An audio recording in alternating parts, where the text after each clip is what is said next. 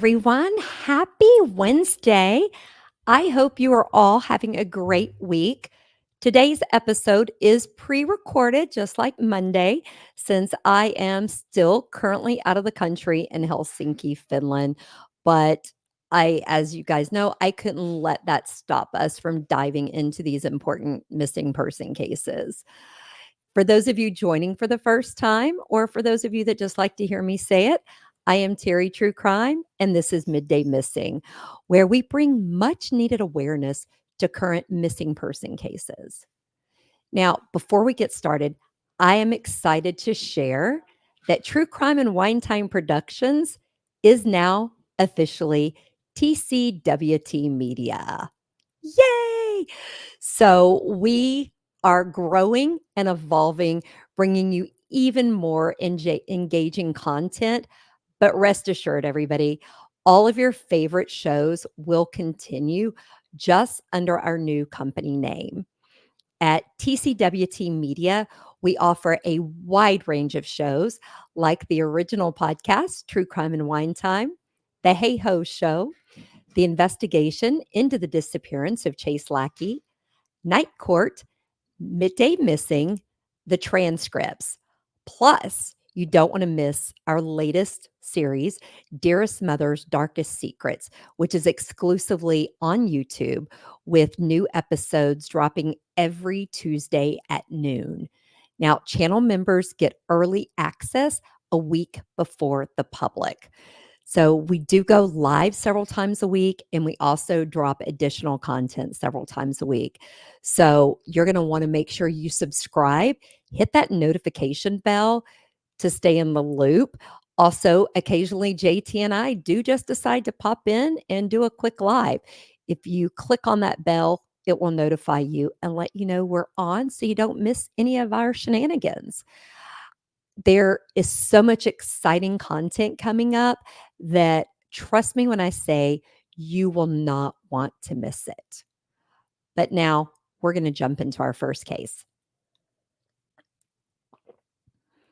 On the night of November 21st, 1979, 15-year-old Marie Blee attended a 4-H dance at the Pavilion in Craig, Colorado, full of excitement and the energy of a teenager ready to enjoy the night with friends. However, by the next morning, she had vanished without a trace, leaving behind a decades-long mystery that has gripped the town of Hayden and all of northwestern Colorado ever since. After the dance, Maria, I guess it's Marie, a sophomore at Hayden High School, she went with her friend Marty Dean Doolin to a party at the Shadow Mountain Village Mobile Home Park. The party, according to witnesses, was rowdy, with a lot of male attendees and drug use, which alarmed Marie's female friends. While her friends made the decision to leave, Marie chose to stay behind. Guys, I have to tell you, I was once young. I probably would have been Marie and would have stayed behind.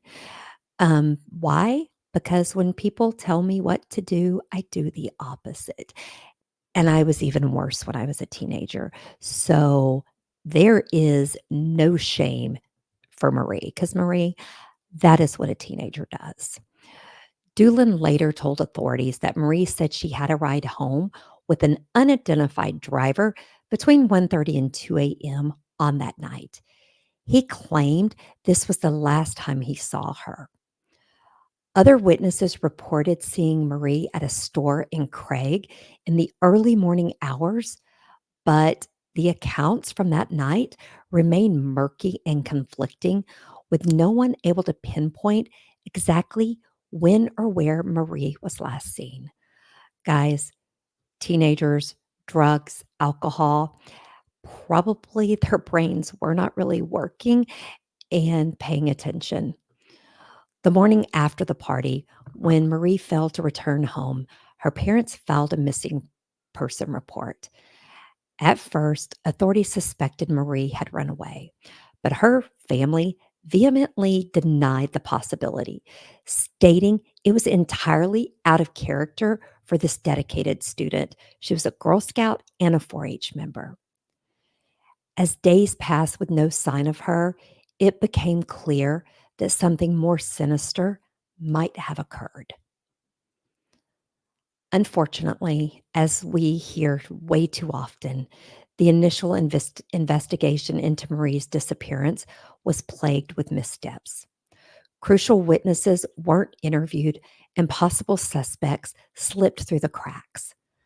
The critical early days of the case were marred by a lack of cooperation between law enforcement agencies, and Marie's case went cold with no solid leads to follow. Just a week after Marie disappeared, her case took a chilly turn. Marty Dean Doolin, the same friend who had taken Maria to the party, was arrested for extortion. He admitted to calling Marie's family and demanding $5,000 in exchange for her safe return, claiming that she was still alive. Doolin eventually pleaded guilty to telephone harassment and was sentenced to 6 months in jail. He maintained that he had no real knowledge of Marie's whereabouts and only made the call to give her family false hope. Guys, I'm going to just say he didn't do it to give them false hope. He did it because he wanted $5,000. In my opinion, adding to the complexity of this case, Doolin was later convicted of an unrelated sexual assault, casting a dark shadow over his credibility. Despite his criminal record, he consistently denied any involvement in Marie's disappearance. And the disturbing extortion attempt remains a critical but a confusing piece of the puzzle. Guys, I want to say I don't know why they didn't maybe offer to give him a lighter sentence or a plea deal or something on that other sexual assault case to get him to talk about what he knew about Marie. In the small town of Craig, rumors about Marie's fate spread like wildfire. Wildfire, not flower. Some speculated that she had run away, but most believed something far darker happened to her. One theory, supported by some witness statements, suggested that Marie died of a drug overdose at the party and that her body was hidden by frightened partygoers. Yet, despite several excavation attempts, no evidence has been found to confirm this. Authorities eventually identified 2 additional persons of interest besides Doolin: Max Abel Garcia and Stephen Skufka, both of whom were present at the party. Skufka, in particular, has remained a figure of suspicion over the years, though he has denied any involvement in Marie's disappearance up until his death in 2012. He was later convicted of drug-related charges and served time in prison. But like with Doolin, there was never enough evidence to tie him directly to Marie's case.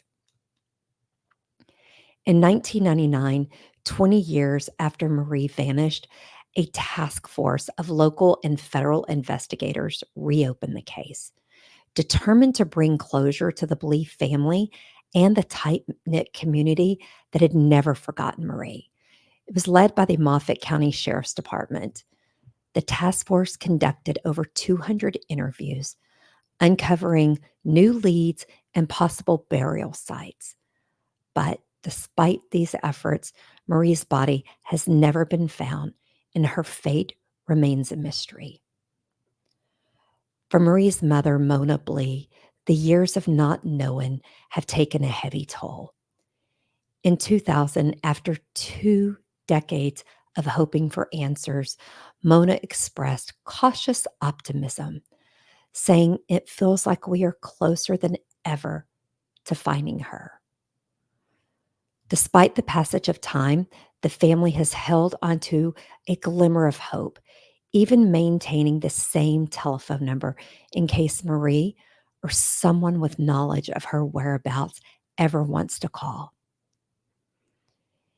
In a particularly heartbreaking statement, Mona shared the inner conflict that has haunted her family. She said, "I'm sure that there's always that corner that as long as she has not appeared, maybe she is still alive. Those hopes have diminished over the years, but until we see remains, it's not an easy thing to accept." Guys, that breaks my heart. Having your child murdered is hard. I don't know how I would survive it, but not knowing what happened to your child, to me, sounds 10 times worse. But I don't know because I've never gone through it. The disappearance of Marie Blee remains a mystery in the heart of northwestern Colorado. To this day, buttons bearing the question, "Where's Marie?" are worn by residents, a reminder that her case is still unsolved and that she has not been forgotten.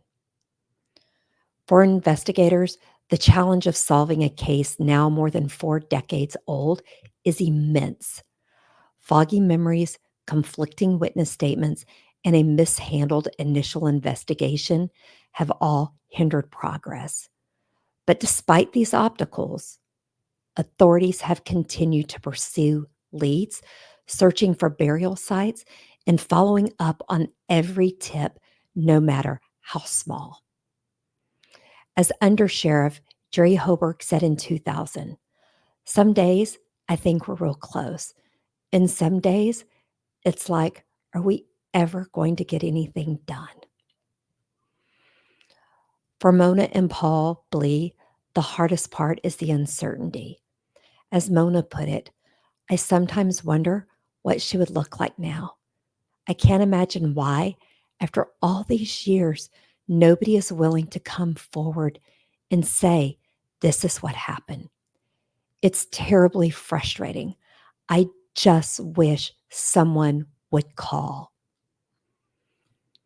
After all the years, the search for Marie continues. Authorities and her family remain hopeful that one day someone will come forward with the truth. They just want to bring Marie home and know what happened. If you have any information about the key to solving this case, please contact the Moffat County Sheriff's Department. The Blee family and their community deserve answers. You can call the Moffat County Sheriff's Office at 970-824-4495. Any information is welcomed. And we will ask that you please share Marie's missing person flyer that will be posted on our social media pages. Let's help this family get the answers they deserve. Our next case is just as heartbreaking and is just as old. More than 30 years ago, Norine Higuchi Brown left her home to buy ingredients for Christmas cookies, never to return. What should have been a simple, joyful task turned into a nightmare that still haunts her family and friends today. On a cold December night in 1990, this devoted mother of two vanished without a trace, leaving behind a mystery that is yet to be solved. Born on December 13th, 1958, Norine was known for her warm, loving spirit and her deep dedication to her family. She grew up on Long Island and attended Uniondale High School, and later worked in an office before meeting her future husband, John Brown. Together, they built a life in New Hyde Park, raising their two young children, Alexa and Anthony. With the holiday season in full swing, Norine was in the midst of creating treasured Christmas memories with her family. On the afternoon of December 12th, 1990, Norine spent the day Christmas shopping with her children and her sister Susan. The day was full of festive cheer, with a stop to visit Santa before Norine dropped Susan off at her home. After a long day of holiday preparation, Noreen returned home. But around 11 p.m., she left again to pick up ingredients for Christmas cookies. She told John she'd be back soon, but tragically, that was the last time anyone saw her. Guys, I can remember so many times during the holidays that I left late at night to get last minute ingredients for something I was cooking or to pick up more tape to wrap presents. So I can so envision how that can happen. I also have to say that that's not unusual, even if it was cold outside. Cookies need to be made, right? She was probably going to stay up till 2 or 3 in the morning and make cookies.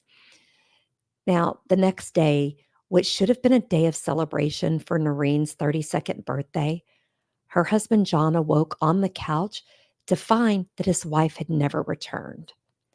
He called Noreen's best friend, Elaine, to ask if Noreen had spent the night at her house, following what he described as a minor argument between him and Noreen. But Elaine hadn't heard from her. Concerned, John asked Elaine to check the nearby Pathmark supermarket where Noreen had planned to shop. What she found there would send chills down her spine. Guys, I have to say, my husband, hopefully all of my husbands, if I left to go get ingredients to make cookies and I didn't come home, I would hope that you wouldn't wait till the next morning to call my bestie to find out if I was there. If I'm not back from the store in an hour, you damn well better be trying to find me. That's all I'm going to say about that. I also want to know, why didn't he go to the store to check? Why did he need Elaine to do it? Noreen's station wagon was parked in the Pathmark lot, locked and packed with Christmas gifts, but there was no sign of Noreen. Inside the car, police later found $45 in her pocketbook, but her wallet and identification had been left at home. No one could recall seeing Noreen inside the store that night, and her disappearance immediately sparked a desperate search. John Brown was a firefighter with the fire department in New York. He mobilized his fellow firefighters to help search for his missing wife. Police interviewed Pathmark employees who remembered seeing her car, but not Noreen herself. One unsettling detail emerged: a report of an argument in the parking lot that night. John speculated that Noreen may have been murdered during a confrontation, but police were unable to verify this. As the days turned into weeks, whispers of trouble with Noreen and John's marriage began to surface.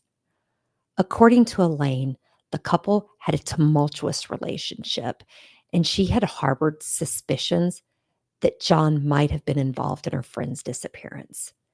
Yet, despite these concerns, John was never named a suspect, and no solid evidence connected him to her vanishing. Guys, I want to tell you, tumultuous relationships do end in tragedy sometimes. And I personally can say my bestie knows every time I get into an argument with Double H. It's just the way I think most females are. Now, the pain of Noreen's disappearance was further compounded by a bitter legal battle that would forever strain her family. Noreen's parents, heartbroken over the loss of their daughter, sought to maintain a close relationship with their grandchildren, Alexa and Anthony. That was the only part of their daughter that they had left. However, in May 1994, when they sued John for visitation rights, tension between the two sides reached a boiling point. Noreen's mother had been vocal about her belief that John was somehow involved in Noreen's disappearance. a belief she did not keep secret in court. This led to a heartbreaking ruling in favor of John, as a court expressed concern that Norine's mother might share her suspicions with the children, potentially influencing their perception of their father. The court denied unsupervised visitations, instead, recommending supervised visits to ensure that the grandmother's thoughts about John wouldn't be passed on to the children. Guys, I honestly do not know how I feel about that. I think a relationship between grandparents and their grandchildren are critical.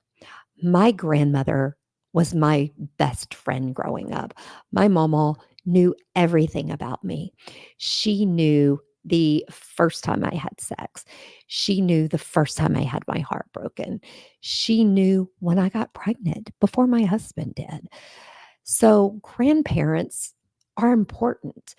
I do not understand why the courts could not have said, okay, you can have unsupervised visitation, but if we hear that you share this belief of yours, we're going to have to make changes. Why immediately assume she's going to do that? Just because she's advocating for her daughter doesn't mean she's going to put her beliefs on her grandchildren. This ruling shattered any hopes Norine's family had of maintaining a transparent relationship with their grandchildren, deepening the emotional scars left by her disappearance. The grandchildren grew up separated from their mother's side of the family as the unresolved mystery of Norine's fate loomed over their lives. As the years went by, Norine's case grew cold. Media attention faded, and it seemed like her story might be forgotten. However, in 2017, Norine's friends, led by Elaine and others, who reunited at a high school reunion, vowed to reignite the investigation. Together, they worked to bring Norine's case back into the public eye, collaborating with Nassau County Police Department in the hopes that new leads might emerge. In 2019, a tip suggested that Norine's remains could be buried in a sealed well behind the apartment building where she and John once lived. While the well was considered a place of interest, it remains unclear to this day if it was ever searched. Despite the decades that have passed, Norine's loved ones remain hopeful that the truth will one day come to light. Now, John Brown has since remarried, had 2 more children, and he retired from his position at the FDNY, where he once served as fire commissioner. Meanwhile, Norine's children, now adults, have no known relationship with their mother's family. Guys, that is a tragedy to me. I also can't help but wonder, did police maybe not look into John as much because of his position within the fire department? I don't know how close the fire department and the police department are. I do know police officers and some firemen. I know they get along really well. So I can't help but wonder that. Today, Norine's disappearance remains an open case, and those who knew and loved her refuse to give up the fight for answers. The holidays have never been the same for her family and friends, who still cling to hope that one day they will discover what truly happened to Norine on that cold December night. If you have any information about the disappearance of Norine Brown, please contact the Nassau County Police Department at 516 573 8800, or you can email tips to findnorine@gmail.com. Her loved ones believe that together they can bring Norine home and find out what happened to her. Guys, once again, please share Norine's missing person flyer that you can find on our social media. I also want to say, anyone that is friends with John Brown, if you suspect or have any information, please share it. Her family deserves to know the answers. And I want to say, if someone else abducted her from that grocery store parking lot, please come forward. This family deserves to know the truth. Now, today, instead of a cute little story, I wanted to share some of the top tips for staying safe. So, whether you're walking to your car after work, heading out for a run, or simply enjoying a night out, being alone in public can sometimes leave you feeling vulnerable. Kidnappings are rare, but they are real.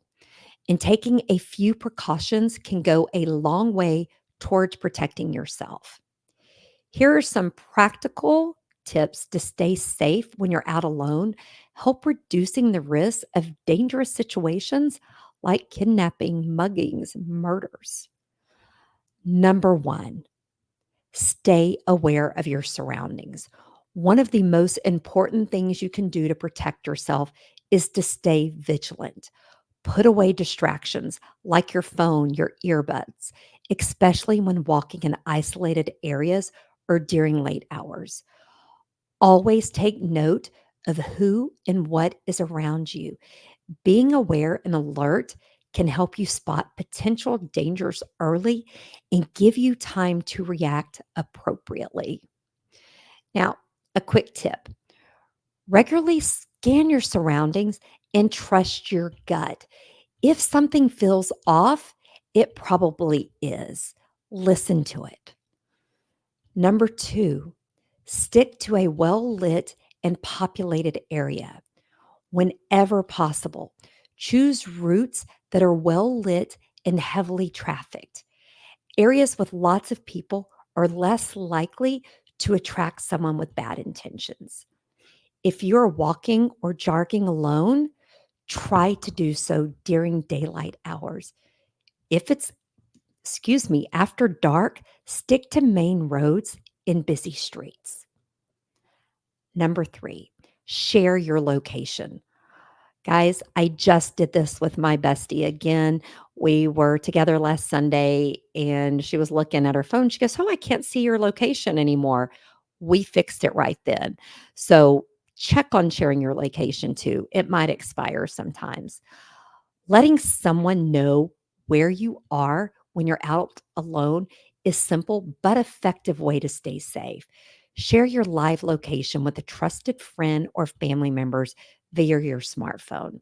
This way, someone is aware of your movements and can check in if you don't return as planned. Keep a safe distance. Number four, whether you're walking on a sidewalk or standing in line, maintaining a good distance from others can help keep you out of danger. Avoid letting strangers get too close and be mindful if someone appears to be following you or matching your pace. If you sense something isn't right, cross the street or go into a store or a crowded area to distance yourself from this person. Another quick tip: walk with purpose and confidence. Predators are less likely to target someone who appears aware and in control. Number five, carry personal safety tools. I'm not talking about a gun, people. So don't think I'm going to go say that. But carrying a personal safety tool can give you a peace of mind and serve as a deterrent in case of danger, like pepper spray, a whistle, a personal alarm, or even a tactical flashlight can be useful for self defense. Make sure you're familiar with how to use any safety tool effective in an emergency. Don't wait until you're in the emergency to use it.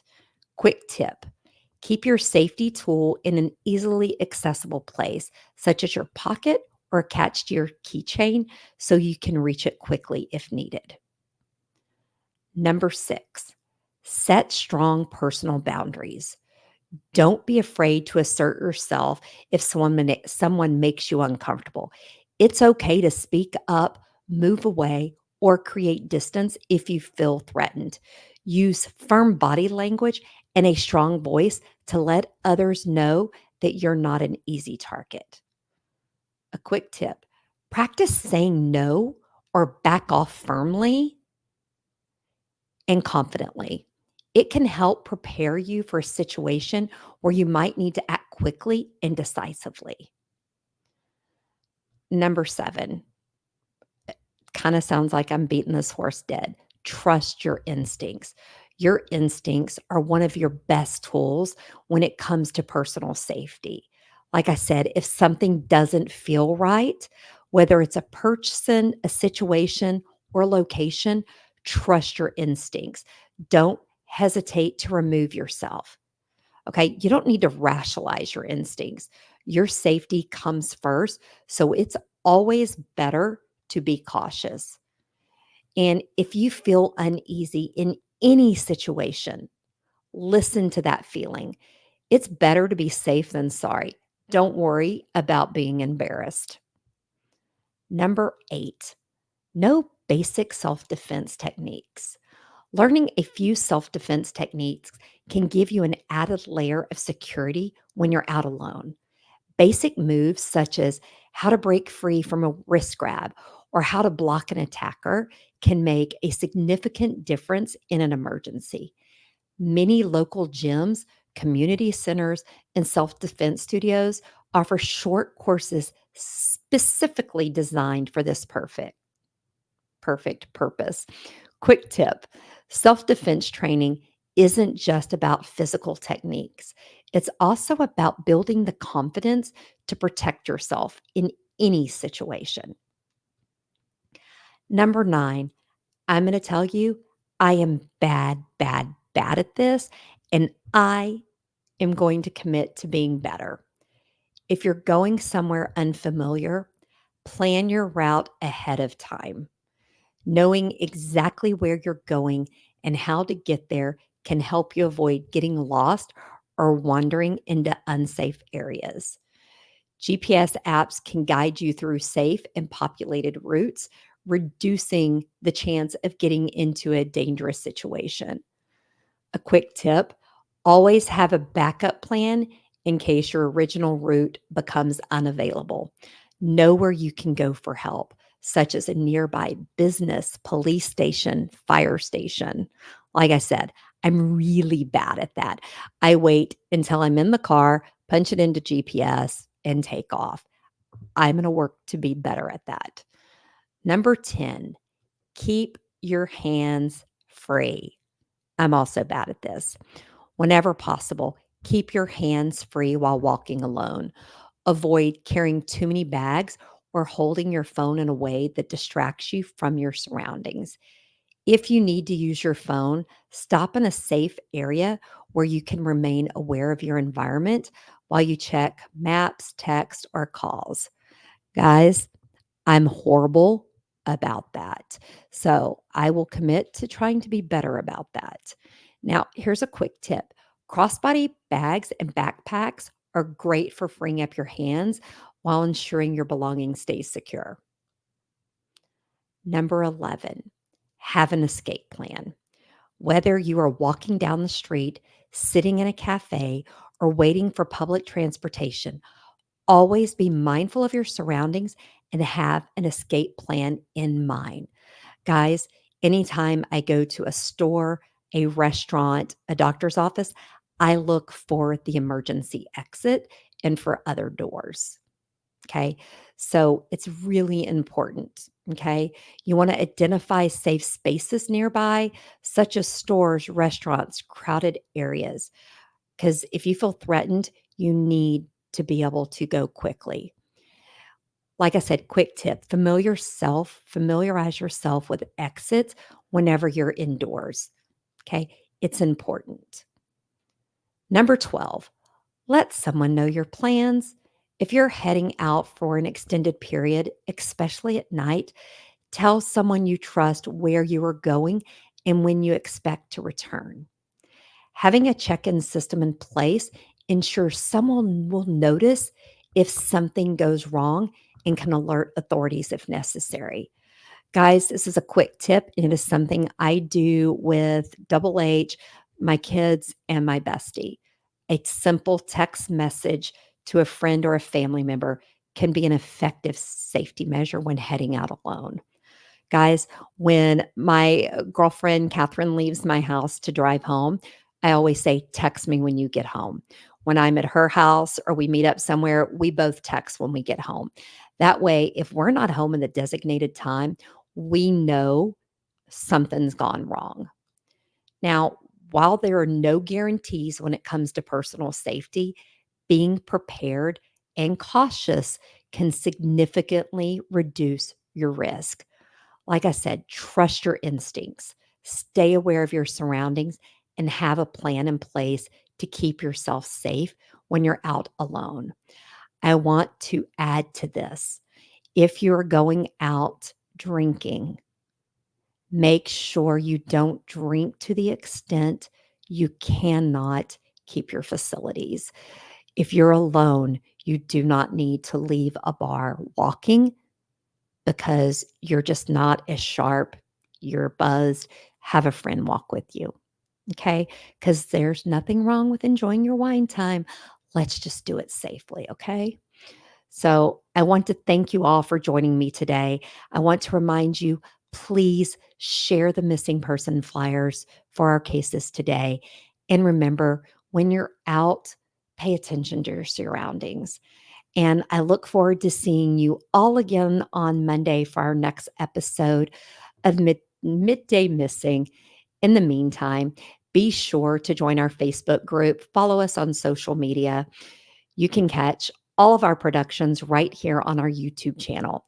And don't forget, you can listen to our podcasts on your favorite podcast platform. And until next time, stay safe, watch out for crime, and enjoy your wine time.